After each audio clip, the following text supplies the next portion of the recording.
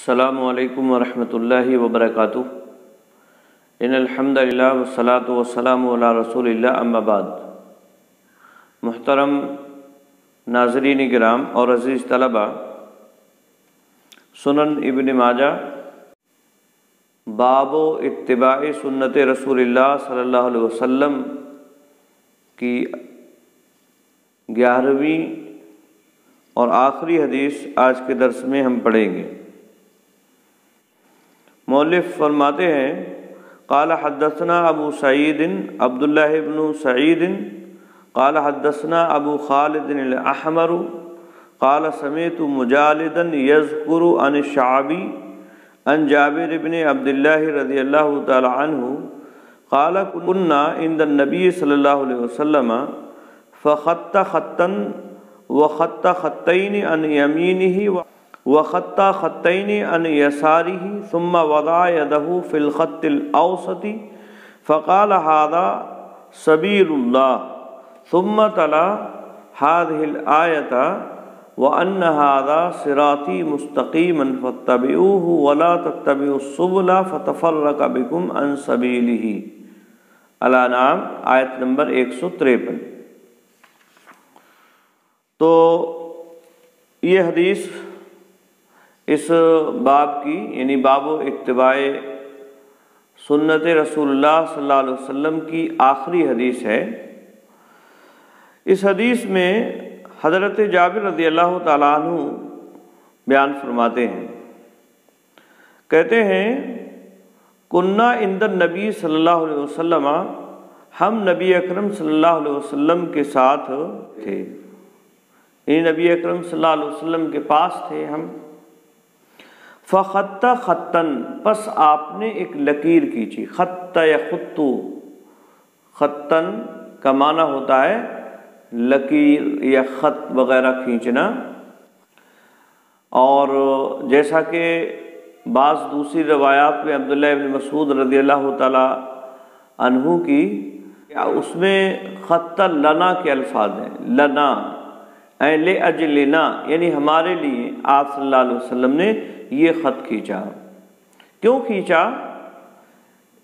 سمجھانے کے لیے، بات کو بتانے کے لیے، کیونکہ خط کھینچ کر یا اسی طرح سے شکل بنا کر کسی بات کو سمجھانا یا سکھانا، یہ زیادہ آسانی سے سمجھ میں آ جانے والی بات ہوتی ہے۔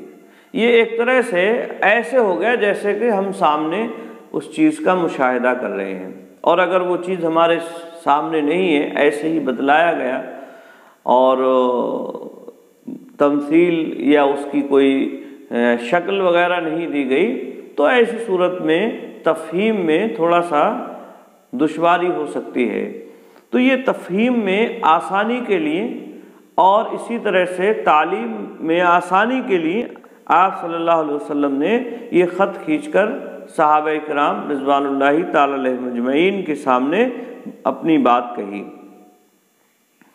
آگے کہتے ہیں وَخَطَّ خَطَّيْنِ عَنْ يَمِينِهِ، اور پھر آپ نے 2 خط کھینچے اس کے داہنی جانب، یعنی یہ خط آپ صلی اللہ علیہ وسلم نے اس طرح سے کھینچا، اور پھر اس کے داہنی جانب 2 خط آپ صلی اللہ علیہ وسلم نے کھینچے۔ وَخَطَّ خَطَّيْنِ عَنْ يَسَارِهِ، اور 2 خط اس کے بائیں جانب آپ صلی اللہ علیہ وسلم نے کھینچے۔ ثُمَّ وَضَعَ يَدَهُ فِي الْخَطِّ الْأَوْسَطِ، پھر آپ صلی اللہ علیہ وسلم نے بیچ والے خط پر ہاتھ رکھا۔ وضع، ہاتھ، یدہو، اپنے ہاتھ کو رکھا آپ صلی اللہ علیہ وسلم نے، فی الخط الاوسطی، درمیان والے خط پر، یعنی جو پہلے آپ نے کھینچا تھا اس خط پر آپ صلی اللہ علیہ وسلم نے ہاتھ رکھا۔ فقال، پس آپ نے فرمایا، ھذا سبیل اللہ، یہ اللہ رب العالمین کا راستہ ہے، یعنی یہ اللہ کا راستہ ہے، یعنی اللہ کے راستے کی طرح سے ہے، یہ مثال ہے نا یہ، تو یہ اللہ کے راستے کی طرح سے، اور اس سے مراد کیا ہے؟ یعنی سیدھا راستہ، الدین القیم، صراط مستقیم، یعنی سیدھا بالکل راستہ، جو اللہ کے نبی صلی اللہ علیہ وسلم لے کر آئے۔ ثم تلا، پھر آپ صلی اللہ علیہ وسلم نے آیت کریمہ کی تلاوت فرمائی۔ اور اس میں احتمال یہ بھی ہے کہ تلا کا فاعل جو ہے وہ جابر رضی اللہ تعالیٰ عنہ، یعنی جابر رضی اللہ تعالیٰ عنہ نے یہ آیت کریمہ تلاوت فرمائی۔ اور وہ آیت کریمہ کیا ہے؟ آیت کریمہ ہے ہذہ الآیۃ، کہتے ہیں پھر آپ صلی اللہ علیہ وسلم نے آیت کریمہ تلاوت فرمائی، وَأَنَّ هَذَا صِرَاطِي مُسْتَقِيمًا، وَأَنَّ هَذَا، اور بے شک یہ، صراطی میرا، صراطی میرا راستہ ہے، صراط کہتے ہیں راستے کو، اور صراطی میں یا متکلم کے لیے، یعنی یہ میرا راستہ ہے، مستقیماً سیدھا ہے، مستقیم مطلب سیدھا ہے، یہ میرا سیدھا راستہ ہے، فَاتَّبِعُوهُ، تو تم اس کی اتباع کرو، اس کی پیروی کرو، یعنی اس کو فالو کرو، اس کے مطابق زندگی کو گزارو، کیونکہ سیدھا راستہ یہ سب سے بہتر ہے۔ ادھر ادھر دائیں بائیں مڑنے کی بجائے، دائیں بائیں جانے کی بجائے سیدھے راستے پہ جاؤ۔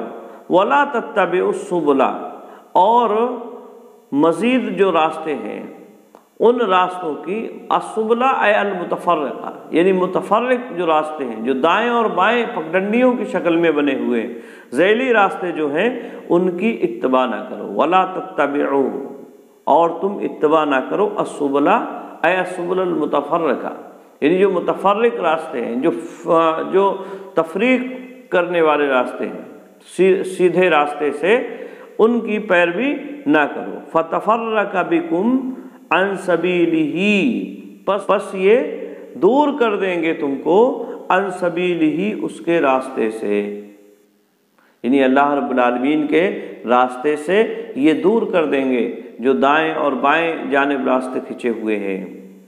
لہذا ان راستوں کی پیروی نہ کرو، ان راستوں کے پیچھے نہ چلو۔ تو یہ حدیث اللہ کے نبی صلی اللہ علیہ وسلم نے بیان فرمائی، جیسا کہ حضرت جابر رضی اللہ تعالیٰ عنہ سے یہ بیان کیا گیا ہے۔ لیکن یاد رہے، جیسا کہ ہم نے اس کی سند میں دیکھا، ایک راوی ہے مجالد، ابو خالد الاحمر، یہ روایت کرتے ہیں مجالد سے، اور مجالد سے مراد کون ہے؟ مجالد بن سعید الحمدانی الکوفی، یہ راوی ہے، اور یہ ضعیف راوی، اس کے بارے میں علماء اور محدثین میں سے اکثر نے اسے ضعیف قرار دیا ہے۔ چنانچہ اس کے بارے میں یحییٰ ابن معین فرماتے ہیں، ضعیف الحدیث لا یحتج بحدیثہ، یعنی یہ ضعیف الحدیث ہے، اس کی حدیث سے حجت نہیں پکڑی جائے گی۔ اسی طرح سے امام احمد بن حنبل نے اس کے بارے میں فرمایا، لیس بشیء یرفع حدیثا کثیرا لا یرفعہ الناس، یعنی لیس بشیء، یہ کچھ بھی نہیں ہے، اور بہت ساری احادیث یہ مرفوع بیان کرتا ہے جس کو لوگوں نے مرفوع نہیں بیان کی ہیں۔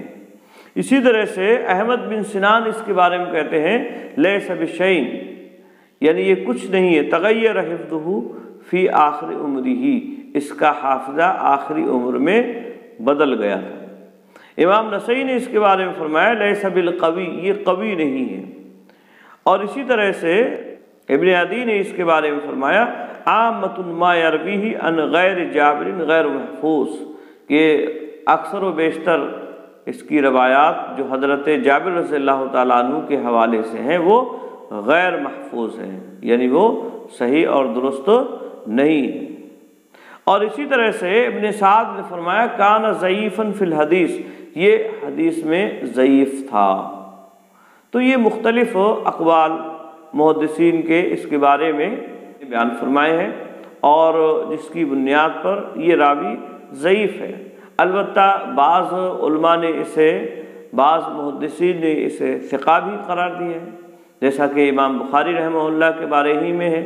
امام بخاری نے اس کے بارے میں فرمایا صدوق، کہ یہ صدوق راوی ہے۔ بہرحال متکلم فی راوی ہے، اور محدثین کی ایک بڑی تعداد بلکہ جمہور محدثین اس راوی کو ضعیف قرار دیتے ہیں، اور اس بنیاد پر اس روایت کو شیخ زبیر علی زئی رحمہ اللہ نے ضعیف قرار دیا ہے، اور اسی طرح سے اور بھی کئی لوگوں نے اسے ضعیف قرار دیا ہے۔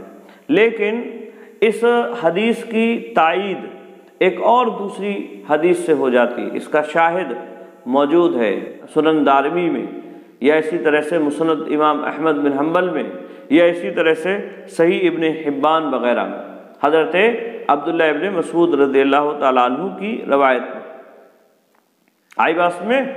تو عبداللہ ابن مسعود رضی اللہ تعالیٰ عنہ کی حدیث سے چونکہ اس کا شاہد موجود ہے اور صحیح شاہد موجود ہے، اور وہ اس طرح سے ہے کہ عبداللہ ابن مسعود رضی اللہ تعالیٰ عنہ روایت کرتے ہیں، کہتے ہیں قال، انہوں نے کہا خط لنا رسول اللہ صلی اللہ علیہ وسلم، کہ رسول اللہ صلی اللہ علیہ وسلم نے خط کھینچا ہمارے لیے، جیسا کہ بتلایا گیا تفہیم کے لیے اور تعلیم کے لیے، خطاً ایک خط، ثم قال، پھر آپ نے فرمایا ھذا سبیل اللہ، کہ یہ اللہ کا راستہ ہے۔ یہ بات جو ہے جیسا کہ جابر رضی اللہ تعالیٰ عنہ کی اس روایت سے جو ابن ماجہ کی ہے بات معلوم ہو رہی ہے، یہ بات اس میں بھی ہے، یعنی عبداللہ ابن مسعود کی اس روایت میں بھی یہ بات موجود ہے۔ پھر کہتے ہیں ثم خط خطوطا عن یمینہ، پھر آپ صلی اللہ علیہ وسلم نے کچھ خط کھینچے اس کی داہنی جانب، خط خطوطا یعنی کچھ خط کھینچے آپ صلی اللہ علیہ وسلم، یعنی ایک دو تین چار کئی خط آپ صلی اللہ علیہ وسلم نے اس کی داہنی جانب کھینچے۔ وعن شمالہ، اور اسی طرح سے اس کی بائیں طرف بھی آپ صلی اللہ علیہ وسلم نے کچھ خط کھینچے۔ وقال، اور آپ نے فرمایا ھذہ سبل، یہ چند راستے ہیں، علی کل سبیل منہا شیطان، اور ان میں سے ہر راستے پر شیطان بیٹھا ہوا ہے، یدعو الیہ، اور وہ اس کی جانب بلاتا ہے، یعنی شیطان بیٹھا ہوا ہے اور وہ بلا رہا ہے لوگوں کو کہ آ جاؤ اس راستے کی طرف آ جاؤ، وہ ادھر بیٹھا ہوا ہے، وہ ادھر بلا رہا ہے، اور اس میں جو ہے بہت ساری آرائش کی چیزیں، زیب و زینت کی چیزیں لیے بیٹھے ہوا ہے، اور وہ ساری چیزیں لے کر گمراہ کرنے میں لگا ہوا ہے۔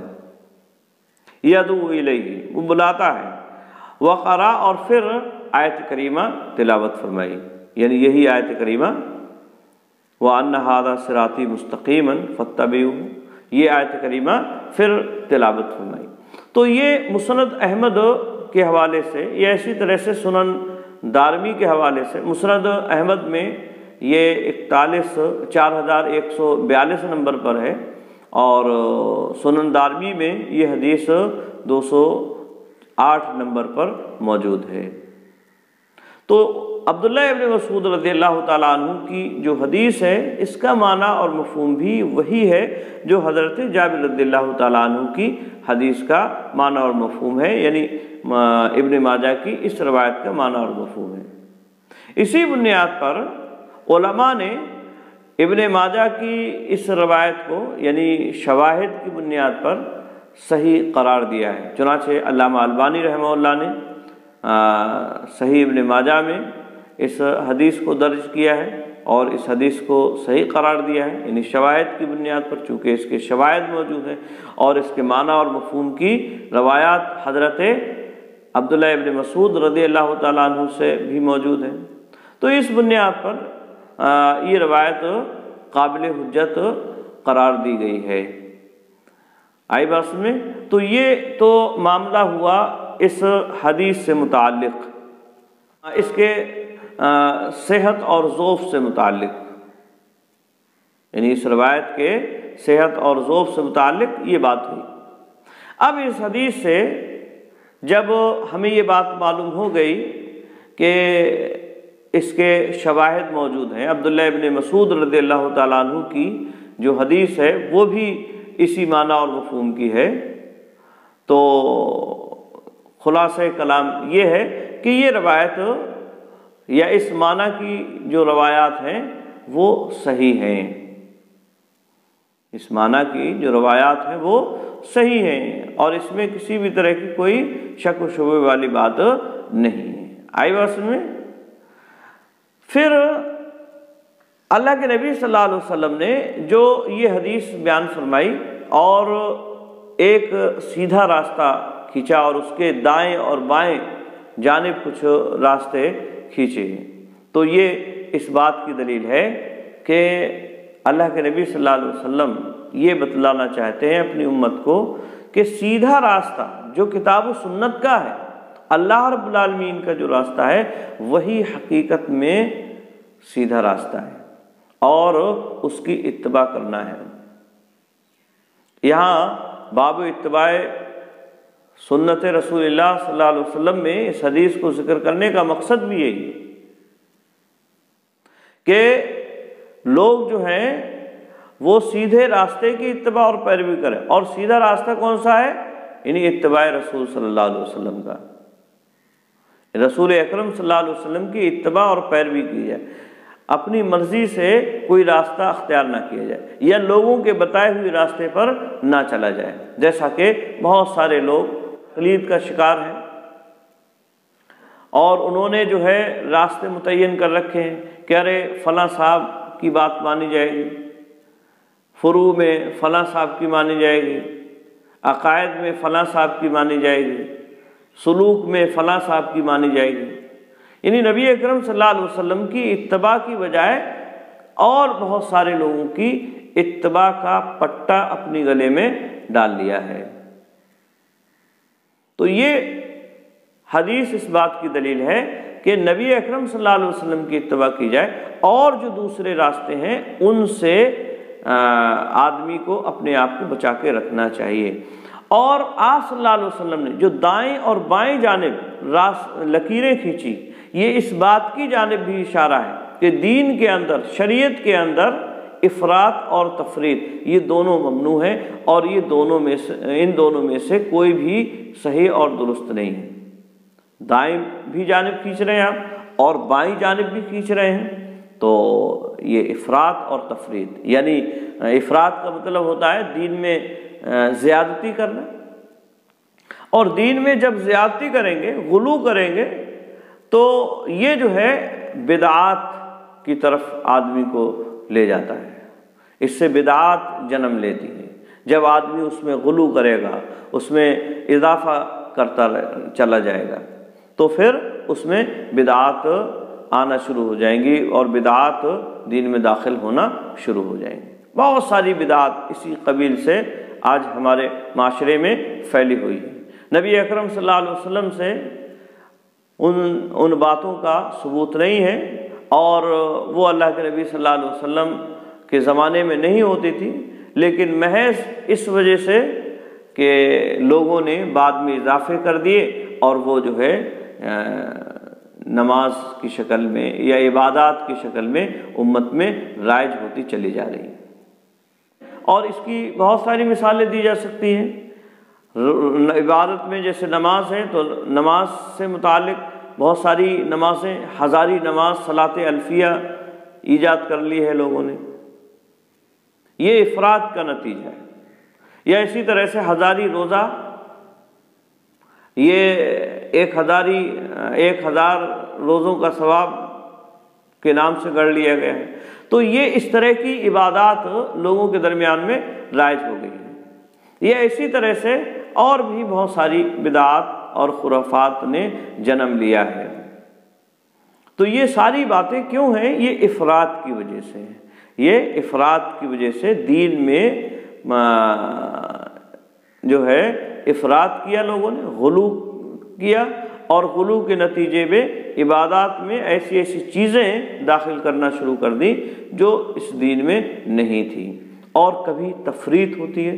تفریط کا مطلب یہ ہوتا ہے کہ دین میں سے کم کرنا شروع کر دیتے ہیں، دین میں جو ہے جو چیزیں ہیں ان چیزوں کو چھوڑنا شروع کر دیا۔ تو بہرحال افراط اور تفریط دونوں ہی چیزیں یہ ممنوع ہیں، دین میں افراط اور تفریط کرنا، ان دونوں کی گنجائش نہیں ہے، یہ دونوں ہی ممنوع ہیں۔ ہم تاریخ کا مطالعہ اگر کریں تو ہمیں یہ بات معلوم ہوگی کہ افراط اور تفریط کے حوالے سے امت کے اندر بہت ساری خرابیاں پیدا ہوئیں، عقائد کے اندر بھی بہت ساری خرابیاں پیدا ہوئیں۔ ایک فرقہ جبریہ پیدا ہوا اور اس کے مقابلے میں قدریہ پیدا ہوا، جبریہ، قدریہ، معطلہ اور اسی طرح سے معتزلہ، یہ سارے بہت سارے فرقے وجود میں آئے اور یہ افراط اور تفریط کا شکار ہو گئے۔ ایک داہنی جانب ہے اور دوسرا بائیں جانب ہے، اسی کے مقابلے میں ایک نے تقدیر کا انکار کیا، دوسرے نے اس کے مقابلے میں اس بات کا عقیدہ رکھا کہ انسان اپنے اعمال کا خود مختار ہے۔ اللہ رب العالمین کو نعوذ باللہ کچھ بھی نہیں معلوم ہوتا ہے جب تک کہ وہ بندہ اعمال انجام نہ دے لے۔ کسی نے اللہ رب العالمین کی صفات کا انکار کیا اس وجہ سے کہ اس سے تشبیہ لازم آتی ہے، اور کسی نے اللہ رب العالمین کی صفات کو بندوں کے مشابہ قرار دے دیا کہ اللہ رب العالمین کا ہاتھ ایسے ہی ہے جیسے ہمارا ہاتھ ہے، اللہ رب العالمین کا چہرہ ایسے ہی ہے جیسے ہمارا چہرہ ہے۔ تو یہ افراط اور تفریط لوگوں کے درمیان میں رہی، لیکن اس میں سیدھا راستہ اللہ رب العالمین کی اتباع اور اس کے رسول صلی اللہ علیہ وسلم کی پیروی کا ہے، اور وہ یہ ہے کہ جتنا کتاب و سنت میں آیا ہے، جتنا اللہ اس کے رسول نے بتلایا ہے، اسی پر آمنا و صدقنا کہا جائے اور اس سے ذرہ برابر بھی آگے نہ بڑھا جائے۔ افراط اور تفریط کے درمیان میں معتدل صراط مستقیم ہے، جو اہل سنت والجماعت کا ہمیشہ سے عقیدہ رہا ہے کہ اللہ رب العالمین نے جیسے عقائد سے متعلق جبریہ اور اسی طرح جہمیہ وغیرہ کے جو عقائد ہیں، ان معاملے کے اندر بھی اہل سنت والجماعت کا راستہ جو ہے وہ معتدل رہا، اور اسی طرح سے اور جو دوسرے معاملات ہوئے ان کے معاملوں میں بھی اہل سنت والجماعت کا جو عقیدہ رہا وہ معتدل راستہ رہا۔ آئی بات میں تو صحیح اور درست بات یہی ہے کہ دائیں اور بائیں جو راستے ہیں، ان راستوں سے پگڈنڈیوں سے اپنے آپ کو بچا کے رکھا جائے، اور نبی اکرم صلی اللہ علیہ وسلم نے یا اللہ رب العالمین نے قرآن مجید میں جتنا بیان فرما دیا ہے اس پر ہی عمل کیا جائے، اس سے زائد کوئی عمل اختیار نہ کیا جائے اور نہ ہی اس سے کم کیا جائے، نہ اس میں اضافہ ہو دین میں اور نہ ہی اس میں کسی بھی طرح کی کوئی کمی واقع کی جائے۔ تو یہ حقیقت میں صحیح اور درست راستہ ہوگا۔ اگر ہم اس میں کسی بھی طرح کی کمی یا زیادتی کرتے ہیں، اس میں اضافہ کر دیتے ہیں، تو یہ شیطان کے راستے ہوں گے اور شیطان ہمیں اچک لے گا، شیطان ان راستوں کی طرف ہمیں بلا رہا ہے۔ اللہ رب العالمین ہمیں اس سے محفوظ رکھے۔ اس سے یہ بات بھی معلوم ہو رہی ہے کہ صحیح اور درست راستہ ایک ہے، اختلاف یہ صحیح اور درست نہیں ہے، اختلاف اور انتشار یہ صحیح اور درست نہیں ہے۔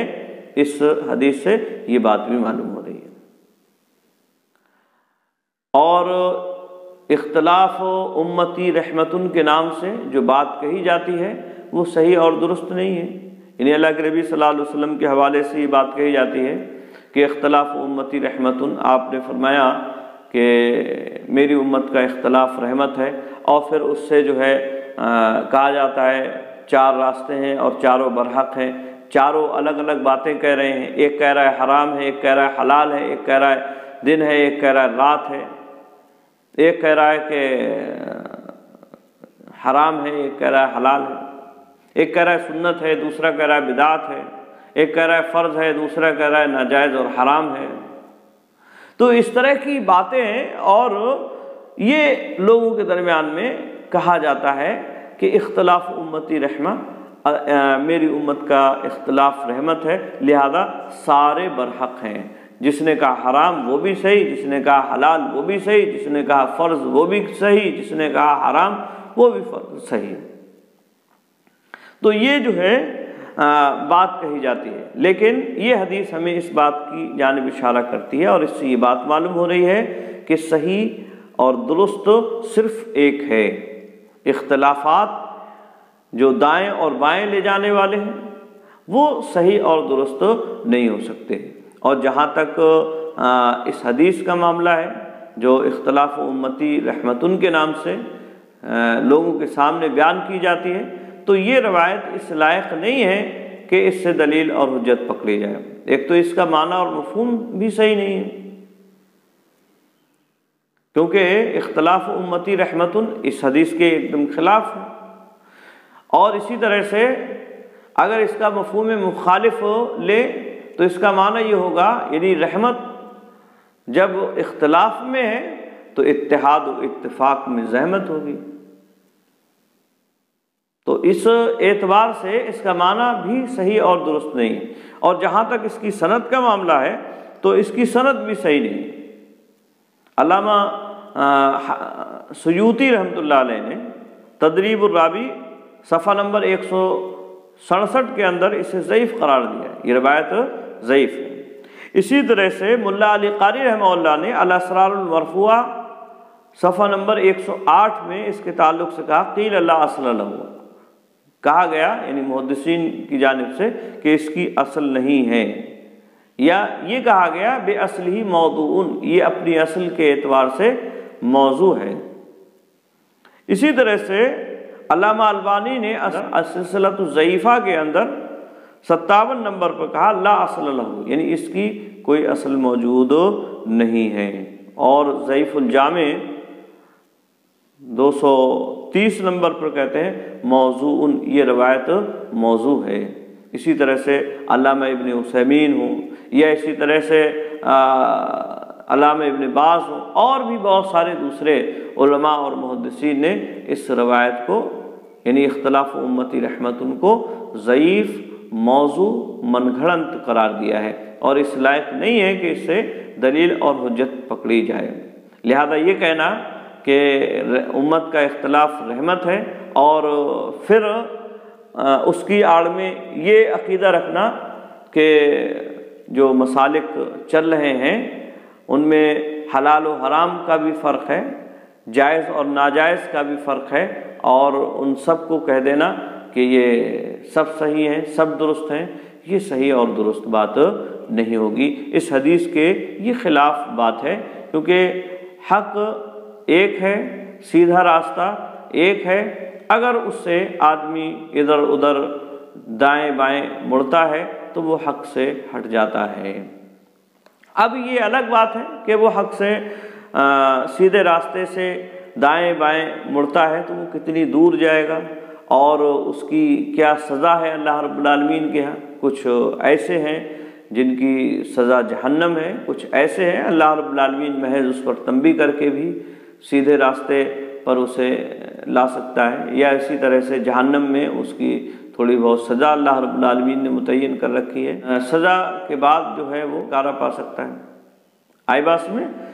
اور یاد رہے کہ یہ سیدھا راستہ کیا ہے، اس کی پہچان کیا ہے۔ اللہ کے نبی صلی اللہ علیہ وسلم نے اس کی پہچان بھی بتلائی بعض احادیث میں، جیسا کہ مشہور حدیث جس میں آپ صلی اللہ علیہ وسلم نے فرمایا کہ یہود 71 فرقوں میں بٹ گئے اور نصارہ 72 فرقوں میں بٹ گئے، اور میری امت 73 فرقوں میں بٹ جائے گی۔ آپ صلی اللہ علیہ وسلم نے پھر فرمایا کہ 72 فرقے جہنم میں جائیں گے اور ان میں سے ایک فرقہ جنت میں جائے گا۔